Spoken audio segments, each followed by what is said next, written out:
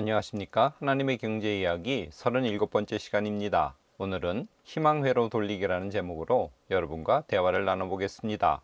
먼저 코로나 이야기입니다. 3주 전 주말에는 확진자가 약 9만 5천 명가량 발생했습니다. 2주 전에는 8만 명가량, 그리고 지난주 주말에는 확진자가 많이 줄어서 대략 4만 명가량 발생했습니다. 중국 청두 2천만 명이 넘는 도시인데요. 코로나 환자 발생으로 도시를 봉쇄했는데 그 봉쇄 기간을 연장한다고 합니다.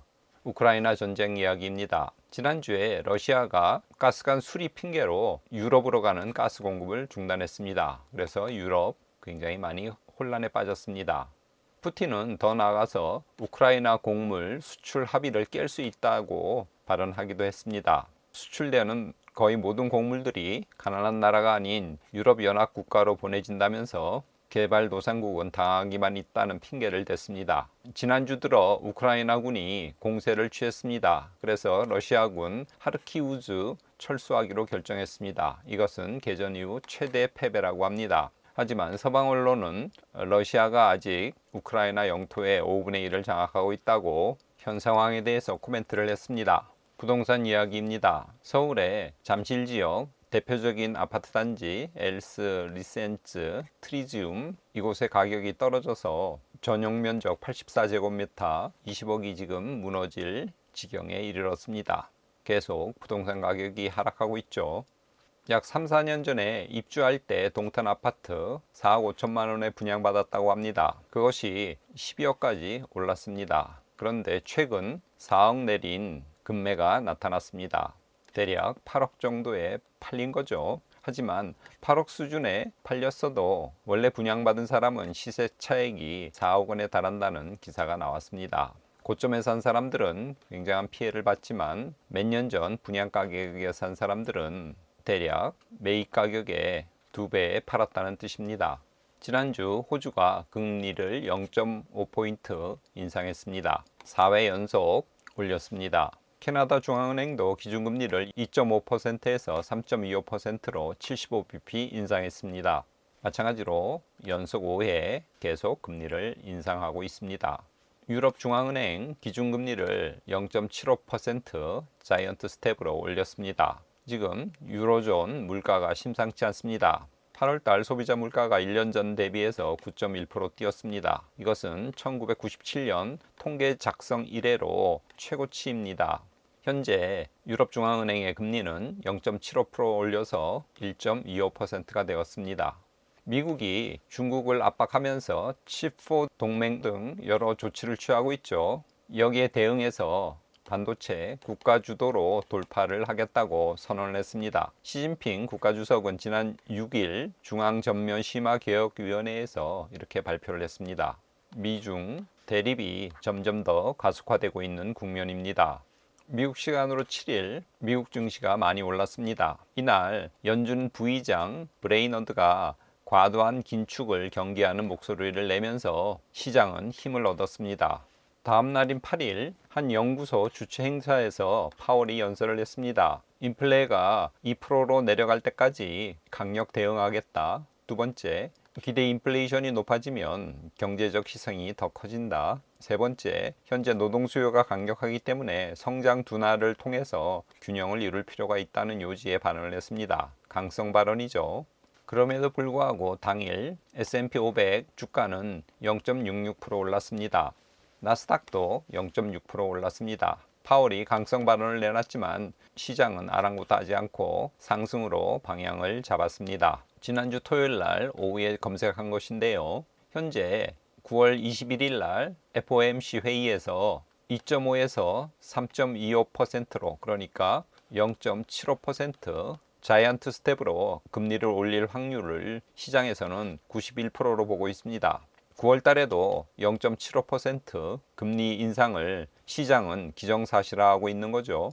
연준이 계속 매파적 입장을 보이고 있습니다만 시장은 현재 다르게 움직이고 있습니다. 지난주 금요일 날 미국 나스닥은 2.1%, S&P 500은 1.53% 상승했습니다. 시장은 현재 이번 주에 나올 8월 소비자 물가지수 CPI가 낮게 나올 것이라고, 즉 인플레이션이 낮아질 것이라고 지레짐작하면서 지난주 중반부터 상승 쪽으로 방향을 잡았습니다. 우리나라는 지금 환율이 계속 올라가고 있죠. 13년 5개월 만에 1달러당 1380원 선을 뚫었습니다. 환율이 높아지면서 시장의 우려와 걱정이 커지는 모습입니다. 우리나라 대표기업 삼성전자 반도체 업황 우려에 2년 만에 주가 가격이 최저치를 기록했습니다. 지난주 금요일 날 55,600원에 거래를 마쳤습니다. 지난주 S&P 500 차트 1.82% 올랐습니다. 수요일부터 올랐죠. S&P 1년으로 보면 현재 15% 하락한 상태입니다. 나스닥 차트도 지난주 중반부부터 상승하기 시작했습니다. 1.79% 올랐습니다. 나스닥 1년으로 보면 현재 23.5% 하락한 상태입니다. 유로스톡스 50 지난주에 1% 정도 상승했습니다. 연초 대비로 보면 약 18%가량 하락한 상태입니다. 상해 종합 주가 지수 지난주에 2.45% 올랐습니다. 연초 대비로 보면 상해 종합 주가 지수는 약 10% 정도 떨어진 상태입니다. 코스피 차트 제일 성적이 안 좋은데요. 지난주에 1.79% 떨어졌습니다. 연초 대비로 보면 약 19% 하락한 상태입니다. 비트코인 지난주에 많이 올랐습니다. 7.8% 상승해서 2만 달러를 훨씬 넘었습니다. 비트코인 연초 대비로 보면 그러나 55% 지금 하락한 상태입니다. 미 10년물 국채금리 6개월 차트입니다. 연준이 금리를 계속 올리겠다는 강한 의지를 표명함에 따라 10년물 국채금리 다시 오르고 있죠. 6월 중순에 대략 3.5%에 지금 점점 근접하고 있습니다. 현재 3.315%입니다. 미국 2년물 국채금리 6개월 차트입니다. 연준의 금리 정책에 실시간으로 반응하죠. 그래서 2년물은 6월 중순에 정고점을 넘어서 지금 3.56%에 이르렀습니다. 지금 예측으로는 내년 초에 금리가 약 4.25%까지 간다는 예상이 우세합니다. 금 가격 주간 차트입니다. 온수당 1728불 선에 머무르고 있습니다. 텍사스 원유 가격 하락한 상태로 배럴당 87불 수준입니다. 미국 달러 인덱스 지난주 중반이 제일 높았죠. 110까지 갔다가 유럽 중앙은행이 금리를 0.75% 올리고 일본 은행 총재 구로다가 급격한 엔저에 대해서 우려를 표하는 구두 개입을 하자 약간 기세가 꺾였습니다. 그래서 현재는 108.97입니다. 이번 주 하나님의 경제 이야기는 희망회로 돌리기라고 제목을 정해봤습니다. 지난주에 러시아의 가스관 노드스트림 1 가스 누출 수리를 핑계로 유럽의 공급을 전면 중단했습니다. 그 결과 가스값이 굉장히 폭등했습니다. 호주, 캐나다, 유럽 중앙은행이 차례로 지난주에 금리를 인상했습니다. 페드워치 9월에 연준의 기준금리를 75bp 인상할 가능성에 90% 이상의 시장 참여자들이 표를 던지고 있습니다. 90% 이상이니까 이번 9월 21일 날 거의 0.75% 올리는 것이 현재로서는 확실한 것 같습니다. 7일 연준 부의장 브레이너드가 빠른 금리 인상은 과도한 긴축과 관련한 위험을 초래할 수 있다고 우려를 표함에 따라 시장은 이 발언을 기회로 삼아서 상승적으로 방향을 틀었죠. 8일에 파월 의장이 연설을 했습니다. 인플레이션 2% 목표를 달성할 때까지 지속적으로 강력 대응하겠다고 그렇게 발언했음에도 불구하고 시장은 개의치 않고 큰 규모의 금리 인상은 이번 9월이 마지막일 것이라는 희망 회로를 돌리면서 인플레이션이 점차 떨어질 거라는 가정하에 이번 주 13일 날 발표될 소비자 물가지수 CPI 지표도 하락할 걸로 미리 예측을 하고 있습니다.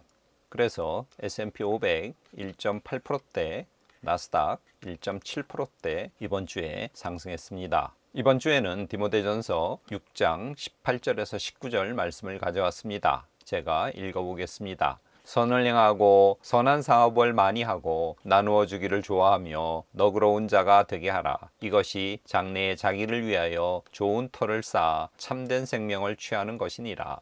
바울이 디모데에게 가르친 부자들이 어떻게 돈을 사용하는지에 대한 방법에 관한 내용입니다. 여기 보면 부자들은 선을 행하고 선한 사업을 많이 하고 나누어 주기를 좋아하고 너그러운 자가 되어야 된다고 말씀하고 있습니다. 이것이 자기를 위한 좋은 터를 쌓아 참된 생명을 얻게 하는 방편이라고 말씀하고 있습니다. 누가복음의 불의한 청지기 비유에서도 재물로 친구를 사귀면 그들이 너희를 영주할 처소로 영접하리라는 말씀이 기록되어 있습니다. 이것은 디모데전서 6장 선행을 하고 나누어 주기를 좋아하면 장래에 자기를 위하여 좋은 터를 쌓아 참된 생명을 취하는 것이라는 말씀과 유사하다고 볼 수 있겠습니다. 이 말씀에 따르면 재물은 축적이 아니라 잘 사용하는 데 그 목표가 있습니다. 선행과 구제를 통해서 재물이 영생을 얻는 방편으로 활용되어야 된다고 하는 바울의 이 말씀, 그리고